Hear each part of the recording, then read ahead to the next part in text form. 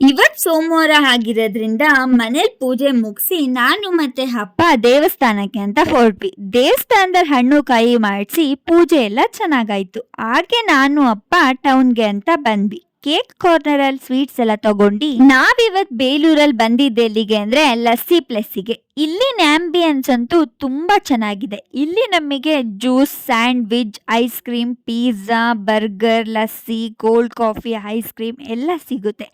ನಾವಿಲ್ಲಿ ಆರ್ಡರ್ ಮಾಡಿದ water Milan juice ಮತ್ತೆ ಸ್ವೀಟ್ ಲಸ್ಸಿ ಕುಡ್ದು ಬ್ಯಾಂಗಲ್ ಸ್ಟೋರ್ಗೆ ಅಂತ ಬಂದ್ವಿ. ಇವತ್ತಂತೂ ಸ್ಟೋರಲ್ಲಿ ರಾಖಿಗಳ್ದೆ ಸುರಿಮಳೆ ಅಂತಾನೆ ಹೇಳ್ಬೋದು. ನಾನು ಅಣ್ಣಂಗ್ ರಾಖಿ ತಗೊಂಡು ಮನೆಗೆ ಹೊರಟೆ. ಸಂಬಂಧಗಳ ನಡುವೆ ನಂಬಿಕೆ, ಭರವಸೆಯನ್ನು ಬೆಸೆಯಲು ಕಟ್ಟುವ ರಕ್ಷಾ ಸೂತ್ರವೇ ರಕ್ಷಾಬಂಧನ. ನಾನ್ ನಮ್ಮಣ್ಣಂಗೆ ರಾಖಿ ಕಟ್ಟಿ, ರಕ್ಷಾಬಂಧನ ಎಂದರೆ ಪ್ರೀತಿಯ ಅನುಬಂಧ, ಅಣ್ಣ ತಂಗಿಯ ಬಾಂಧವ್ಯ.